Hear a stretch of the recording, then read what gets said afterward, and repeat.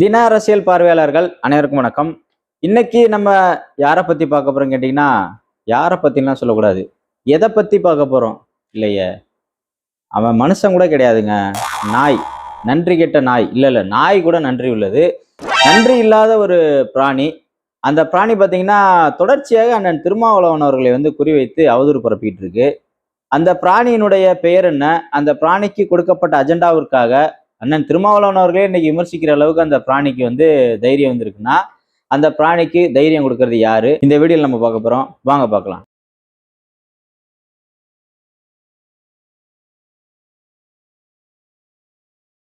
அதான் மக்களே, அந்த பிராணியின் பேர் பார்த்தீங்கன்னா மைனர் வீரமணி அப்படின்னு சொல்லிக்குவான் அவனே. மைனர் வீரமணி பெரிய வீரமணியே திமுக முட்டை கொடுத்துட்டு இருக்காரு. இவன் மைனர் வீரமணி இவன் என்ன பண்ணுவான், சேர்த்து ஒரு முட்டை தான் கொடுத்துக்கிட்டு இருக்கான். வேற எந்த ஒரு வேலையும் உருப்படியா செய்யற மாதிரி தெரியல. சரி மக்களே, இவன் என்ன கருமத்தையும் செஞ்சுட்டு போட்டோம், யாரை வேணா விமர்சிச்சுட்டு போட்டோம். அண்ணன் திருமாவளவன் அவர்களை குறிவைத்து ஏன் விமர்சனம் பண்றான்? அதுவும் இல்லாத பொல்லாத அவதூறுகளை நிறைய பேசி வச்சிருக்கான். இப்ப சமீப நாட்களா பாத்தீங்கன்னா இந்த காவேரி நீர் விவகாரம் பற்றியும் இந்த டீலிமிட்டேஷன் தொகுதி மறுவரையறை அதை பத்தி பல்வேறு விவாதங்கள் போயிட்டு இருக்கு. இப்ப இதற்கு அவன் ஒரு வீடியோ போட்டிருக்கான். அந்த வீடியோல பாத்தீங்கன்னா உதயநிதி அவர்களும் ஸ்டாலின் அவர்களும் தான் மிகப்பெரிய அரசியல்வாதிகள், அதை தாண்டி இங்க யாருக்கும் பெரிய அரசியல் அறிவுலாம் கிடையாதுன்ற மாதிரி ஒரு நெரேட்டிவை செட் பண்றதுக்காக ஒரு வீடியோ போட்டிருக்கான். அது தப்பு இல்லை, ஏன்னா பாவம் எலும்பு துண்டு போடுறாங்க, அப்புறம் பேசி ஆகணும்ல, அப்புறம் பேசலைன்னா எலும்பு துண்டு போட மாட்டாங்க. அப்புறம் அவனுக்கு வயிறு இருக்குல்ல, பசிக்கும்ல அவனுக்கும், சரி பேசி தொலைஞ்சிட்டு போட்டோம், அதை நம்ம பெருசா எடுத்துக்க போறதில்ல. ஆனா அதுல பாத்தீங்கன்னா என்ன சொல்றான், நான் ஆசானை இந்த இடத்துல சில நேரங்களில் நான் பொழந்து கட்டுவேன் அப்படின்ற மாதிரி சொல்றான். ஏண்டா, டீலிமிட்டேஷன் மத்திய அரசு கொண்டு வர ஒரு திட்டம், அதை இன்றைக்கு இருக்கக்கூடிய தாவேகா எதிர்க்குதா இல்லையா? அதை பத்தி பேசணும். எதுக்கு சம்மந்தமே இல்லாம நான் திருமாவளவன் அவர்களை பத்தி இவன் பேசுறான்னு தெரியல. விஜய் அவர்களை பத்தியும் தரைக்குறைவா பேசியிருக்கான். விஜய் அவர்களை பத்தி என்ன சொல்றான்னா, டீலிமிட்டேஷனை பத்தியே விஜய்க்கு ஒன்றும் தெரியாது, தாவேகா கட்சியில இருக்க யாருக்குமே ஒன்றும் தெரியாது அப்படிங்கிற மாதிரி சொல்றான்.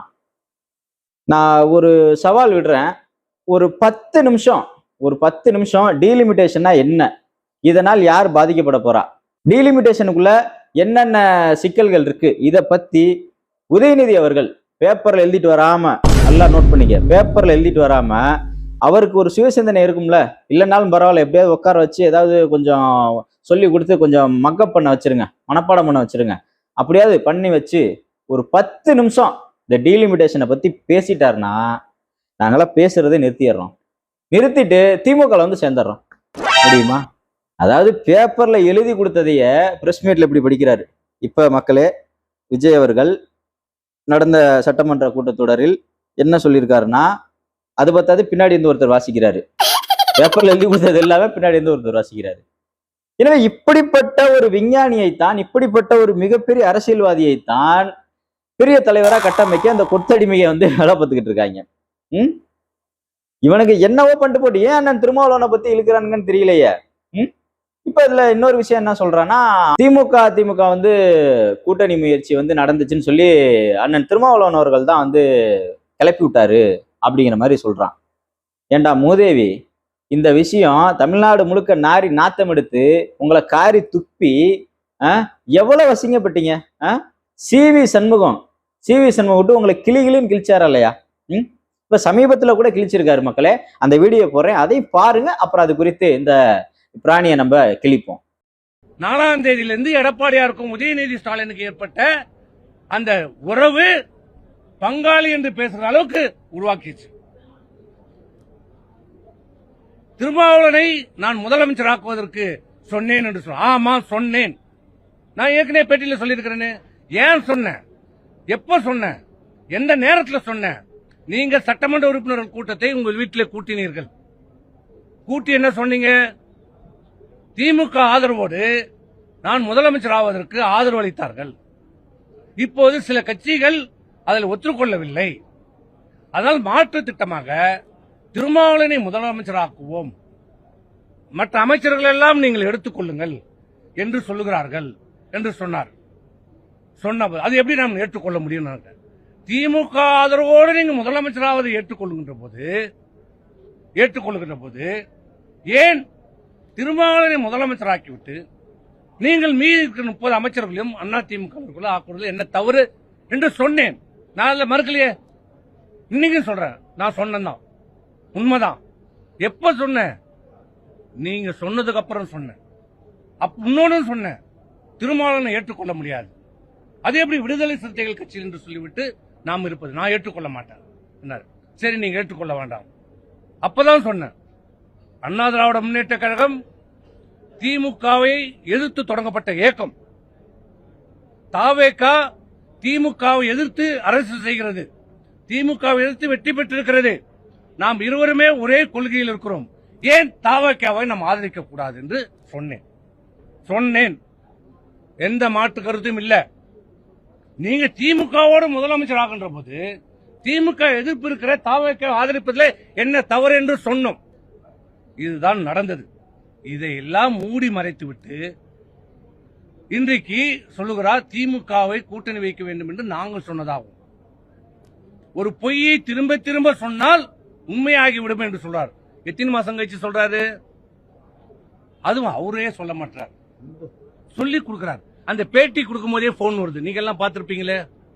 அண்ணே அண்ணே அண்ணே அவர் சொல்றார், இப்படி பேசு அப்படி பேசு, இல்ல சார் இதை சொல்லு அதை சொல்லு, இல்ல லைவ்ல வேற போடுங்கன்னு உங்ககிட்ட கேட்கறாங்க. ஏன் அதை நீங்களே வந்து சொல்லுங்க, ஏன் தயங்குறீங்க? சொல்லுங்க. நான் தான் அன்னைக்கே சொன்னேன்ல, இந்த பிரச்சனை ஏற்பட்ட போது என்ன சொன்னேன்? திமுகவோட கூட்டணி நீங்க வைக்கவில்லை என்பதை உங்கள் மனசாட்சிக்கு விரோதம் இல்லாம வாங்க, நான் சத்தியம் பண்றேன், நீங்க சத்தியம் பண்ணது இன்னி வரைக்கும் ஏன் பதில் சொல்லல? அந்த வீடியோ பார்த்திருப்பீங்கன்னு நினைக்கிறேன். அதான் மக்களே, பொய் சொல்லலாம், ஆனா ஏக்கர் கணக்குல சொல்லக்கூடாதுல்ல. ஒரு 200 ரூபாய்க்கு இவ்வளவு பொய்யா பேசுறது? ஒரு மனசாட்சி வேணாமா? 200 ரூபாய்க்கு ஒரு 20 பொய் பேசலாம். கிட்டத்தட்ட 30 நிமிஷம் வீடியோல 300 பொய் பேசி வச்சிருக்காங்க இவன். அப்புறம் என்ன சொல்றான், சோபா வாங்கிட்டு போயிட்டாங்க. இது வழக்கம் போல சொல்லிட்டு இருக்கதான். இன்னைக்கு 900 கோடியில ஒரு மிகப்பெரிய சோபா வாங்கினது யாரு? திமுக. அதை சட்டசபையில ஒத்துக்கிட்டது யாரு? உங்கள் இளம் தலைவர் உதயநிதி ஒத்துக்கிட்டாரா இல்லையா? லாட்ரி லாட்ரி லாட்ரின்னு ஊரு பூரா பேச வேண்டியது, என்ன திருட்டு லாட்ரி, அந்த லாட்ரி இந்த லாட்ரின்னு கண்ட கருமத்தை பேச வேண்டியது. ஆனா அவங்கள்ட்ட 900 கோடி வாங்குறது. வாங்கிட்டு என்ன சொல்றாங்க, இந்த ஆட்சியே உங்க ஆட்சி தான். எவ்வளவு 500 கோடி வாங்கிவிட்டு என்ன ஐயோ, என்ன எவ்வளவு ஒரு அழுக்க இவனுங்க முதுகுல வச்சுக்கிட்டு இவனுங்க அடுத்தவங்களை குறை சொல்றாங்க பாருங்க மக்களே. அப்புறம் என்ன சொல்றான், தாவேகாவின் போக்கிற்கு இருக்கக்கூடிய கூட்டணி கட்சிகள்லாம் போறாங்க அப்படிங்கிற மாதிரி சொல்றான். உண்மையிலேயே யூடியூப் ரூட்டஸ் மாமா பையிலே உனக்கு மூளை இருக்கா இல்லையா? இருக்கா இல்லையா? மரியாதைக்குரிய கம்யூனிஸ்ட் கட்சியினுடைய தலைவர் பே சண்முகம் அவருடைய பேச்சுகள்லாம் பார்த்துட்டு இருக்கியா இல்லையா? அண்ணன் திருமாவளவன் அவருடைய பேச்சுகளை பார்த்துக்கிட்டு இருக்கியா இல்லையா? ஒரு ஜோசியரை அரசு பதவியில உட்கார வச்சாங்க. அதற்கு கண்டனம் தெரிவிச்சாங்களா இல்லையா? உடனடியாக மாத்தினாங்களா இல்லையா? தூய்மை பணியாளர்கள் நீங்க கொண்டு வந்த ஒரு நாசகார திட்டம், அதாவது தூய்மை பணியாளர்களை தனியாருக்கு ஒப்படைச்சிங்க. அதை கடுமையாக எதிர்த்தாங்களா இல்லையா கம்யூனிஸ்டுகளும் விடுதலை சிறுத்தைகளும்? அந்த திட்டத்தை உடனே கைவிட்டாங்களா இல்லையா? என்ன கோமா வளர்ந்து இருக்கியா? ஏன்னா 200 வாங்கிட்டா எல்லாத்தையுமே மறந்துடுவியாடா நீ? என்ன ஜென்மண்டா நீ? அப்புறம் என்ன சொல்றான், அமைச்சர் பதவிக்காகவும் அமைதியா இருக்காங்க, இல்லாட்டி இவர்கள் மேல் இருக்கக்கூடிய குற்றச்சாட்டுகள்லாம் வெளியில வந்துருன்ற பயத்துல இன்னைக்கு இருக்கக்கூடிய கூட்டணி கட்சிகள்லாம் அமைதியா இருக்காங்க அப்படின்றாங்க. குற்றச்சாட்டுகள் என்ன 2 மாசத்துல வந்துருச்சா? இல்ல கேக்குறேன், 5 வருஷம் உங்க கூட தானே இருந்தாங்க, ஏன் குற்றச்சாட்டுகளை நீங்க வெளியே சொல்லல? அதான் மக்களே, இன்னைக்கு திராவிட முன்னேற்ற கழகத்தின் முன்னாள் அமைச்சர்களுடைய வண்டவாளங்கள் எல்லாம் தண்டவாளம் ஏறிக்கிட்டு இருக்கு. அதை எப்படியாவது டைவர்ட் பண்ணணும், இதை எப்படியாவது மக்கள் பார்வையில இருந்து மறைக்கிறதுக்காக இது போன்ற ஊப்பிகளும் 200 ரூபாய்க்கு வேலை செய்யற கொத்தடிமைகளும் பல்வேறு முட்டு மேல முட்டு கொடுத்து கொடுத்து கொடுத்து கொடுத்து பாக்குறாங்க. ஒண்ணு வேலைக்கு ஆக மாட்டேங்குது. செய்திகள் வெளியே வந்துருது. இந்த வந்தவனே அமைச்சர் நேரு விவகாரம் வந்துச்சு. அதுக்கப்புறம் இப்ப மா சுப்பிரமணியன் சிட்கோ நிலத்தை ஆட்டைய போட்டாரு அப்படிங்கிற மாதிரி ஒரு குற்றச்சாட்டு வருது. அப்புறம் ஏவா வேலு சம்பவங்களுக்கு தெரியும், நெஞ்சு வலிக்குதுன்னு இங்கெல்லாம் ஆஸ்பத்திரி இல்லைன்னு போய் சிங்கப்பூர்ல படுத்தாரு, அது உங்க எல்லாத்துக்கும் தெரியும். அப்புறம் செந்தில் பாலாஜி செந்தில் பாலாஜியை பத்தி பேசினாலே சிரிப்பு தான், ஏன்னு தெரியல. செந்தில் பாலாஜி பத்தி உங்க எல்லாத்துக்கும் தெரியும். இது போன்று பல்வேறு அமைச்சர்கள், திமுகவோட முன்னாள் அமைச்சர்கள் குற்றச்சாட்டுல இன்னைக்கு தொடர்ச்சியா மாட்டிக்கிட்டு இருக்காங்க. அதை எப்படியாவது மடைமாற்றணும்னு சொல்லிட்டு இல்லாத பொல்லாத கட்டுக்கதைகளை யூடியூப்ல பேசிக்கிட்டு இருக்கானுங்க இது போன்ற புறம்போக்குகள். அதான் மக்களே, நம்ம ஒரு ஆக்கப்பூர்வமான அரசியலை பேசணும். நம்மளுக்கும் தாவேகா அரசின் மீது பல்வேறு குற்றச்சாட்டுகள் இருக்கு, அதை நம்ம வெளிக்கொண்டு வரணும். ஒரு அம்பேத்கரிஸ்டா நம்மளுடைய ஒரு கடமை. பெரியாரிஸ்டுகள் வேணா திமுகவுக்கு மாமாவில பார்த்துட்டு இருக்கலாம். நம்ம அம்பேத்கரிஸ்டுகள் அப்படி கிடையாது. எப்பொழுதும் ஒரே போல் தான் இருப்போம். சரிங்களா? திராவிட முன்னேற்ற கழக ஆட்சியில் நடந்த தவறுகளையும் நம்ம சுட்டி காட்டுறோம். தாவேக ஆட்சியில் நடக்கக்கூடிய தவறுகளையும் சுட்டி காட்டுறோம். இப்ப கூட அண்மையில் கொடைக்கானல் பூம்பாறையில் நடந்த ஒரு சம்பவம், ஒரு கொலை சம்பவம். அந்த சம்பவம் பத்தி நான் நேர்ல போயிருந்தேன். நான் கிட்டத்தட்ட ஒரு 2 நாள் நான் கொடைக்கானல்ல ஸ்டே பண்ண வேண்டிய ஒரு தேவை ஏற்பட்டது. அதனை தொடர்ந்து அங்க போலான்னு பார்த்தா, அங்க காவல்துறையினர் விடமாட்றாங்க அப்படிங்கிற மாதிரி அங்க இருக்கக்கூடிய மக்கள் சொன்னாங்க. சரி, எப்படியாவது நம்ம ஒரு செய்தியாளர் ஏதாவது போய் செய்தி சேகரிக்கலான்னு பார்த்தா, இல்ல தோழர், இங்க ரொம்ப டைட்டா இருக்கு, விடமாட்டேன்றாங்க. சரி, அங்க இருக்கக்கூடிய மக்களையாவது தொடர்பு கொள்ளலான்னு பார்த்தா தொடர்பு கொள்ள முடியல. இதை பத்தி பேசணும், பேசுங்க, போராடுங்க. தாவேகா காவல்துறை இந்த மாதிரி பாதிக்கப்பட்ட பார்க்க விட மாட்டாங்க, களத்துல இறங்கி போராடுங்க பெரியாரிஸ்டுகள். இல்ல திமுகவினர் போராடுங்க. இதெல்லாம் செய்ய மாட்டீங்க. எனவே இது போன்று களத்துக்கு வர துப்பு இல்லாமல் இன்னைக்கு உட்காந்துக்கிட்டு இன்ஸ்டாகிராம்ல போஸ்ட் போட்டுக்கிட்டு உட்காந்துருக்காங்க, ட்விட்டர்ல ட்வீட் போட்டுட்டு உட்காந்துருக்காங்க, யூடியூப்ல வீடியோ போட்டுட்டு உட்காந்துருக்காங்க. களத்துக்கு வர்றதில்ல. அப்புறம் என்ன சொல்றான், ராகுல் காந்தியை பப்புன்னு சொல்றான். எப்பா, இந்த பப்புவை தாப்பா நீங்க பிரதமர் வேட்பாளராக அறிவிச்சிங்க. ஏன் அன்னைக்கு அறிவு இல்லையா உங்களுக்கு? அன்னைக்கு மண்டையில மாட்டு சாணி இருந்துச்சா? இன்னைக்கு மாட்டு சாணி உங்க தலையில உண்மையிலே உள்ள போகதான் போகுது. அதுக்காக நீங்க என்ன முட்டு கொடுத்துட்டீங்கன்னு எல்லாமே தெரியும். அன்னைக்கு ராகுல் காந்தி பப்புன்னு தெரியல. அன்னைக்கு பிரதமர் வேட்பாளராக அறிவிக்கிற அளவுக்கு உங்களுக்கு பெரிய அரசியல் பார்வை இருந்துச்சு. இன்னைக்கு உங்களை கழட்டி விட்டு இன்னைக்கு தாவேகா கூட்டணியில போய் இளைஞ்சோனையும் அவர் உங்களுக்கு பப்பு ஆயிடுறாரு. அதான் மக்களே, இந்த வேலையை இவங்க ஏன் செஞ்சுட்டு இருக்காங்கன்னா, சமீபத்தில் திருச்சி சிவா இருக்கார்ல எம்பி, அவர் ஒரு தனியார் ஊடகத்துக்கு ஒரு பேட்டி கொடுத்துருக்காரு போல இருக்கு. அந்த போட்டோ வேணா போடுறேன் பாருங்க. இந்த தொகுதி மறுவரையறை பற்றி இப்போதைக்கு எதுவும் சொல்ல முடியாது அப்படிங்கிற மாதிரி சொல்றாரு.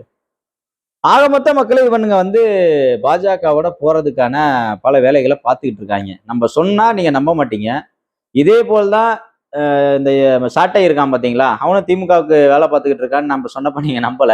அப்புறம் அந்த கட்சியில் இருக்கக்கூடிய நத்தம் சிவசங்கரனே சாட்டை துரைமுருகனை கேவலமா திட்டி ஒரு வீடியோ போட்டாரு.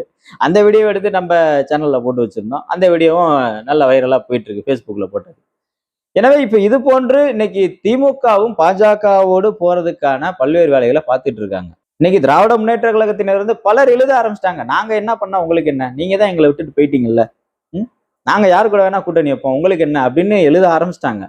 எனவே இது போன்ற விஷயங்களை மடைமாற்றுவதற்கும் தொடர்ச்சியாக அமைச்சர் பெருமக்கள், அதாவது முன்னாள் அமைச்சர் பெருமக்கள், திமுகவினுடைய முன்னாள் அமைச்சர் பெருமக்களுடைய வண்டவாளங்கள் எல்லாம் தண்டவாளங்கள் ஏறிக்கொண்டிருக்கிறது. அது மட்டுமல்லாமல் சட்டசபையில் நம்ம மாண்புமிகு இளம் தலைவர் உதயநிதி அவர்கள் படும் அவமானங்களை மறைப்பதற்காகவும் இது போன்ற முட்டுகளை கொடுத்துக்கிட்டு இருக்காங்க இது போன்ற ஊடக புரோக்கர்கள்.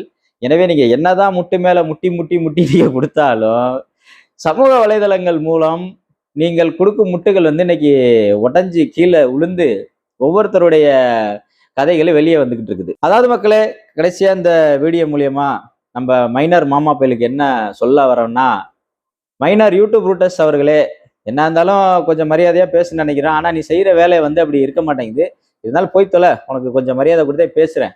இந்த வீடியோ மூலியமா உனக்கு நான் என்ன சொல்ல வரேன்னா, அண்ணன் திருமாவளவன் அவர்களை எப்படியாவது நீ அவதூறா பேசிடணும், விடுதலை சிறுத்தைகளை எப்படியாவது குறைச்சு மதிப்பிட்டணும், விசிகவுடைய தலைமையை எப்படியாவது டேமேஜ் பண்ணணும் அப்படிங்கிற ஒரு உள்நோக்கத்தோடு நீ செயல்பட்டீன்னா, இன்னைக்கு கொள்கை ரீதியாக கோட்பாட்டு ரீதியாக அண்ணன் திருமாவளவன் அவர்களின் கரத்தை வலுப்படுத்துவதற்கு லட்சக்கணக்கான சிறுத்தைகள் இன்னைக்கு இருக்கும்.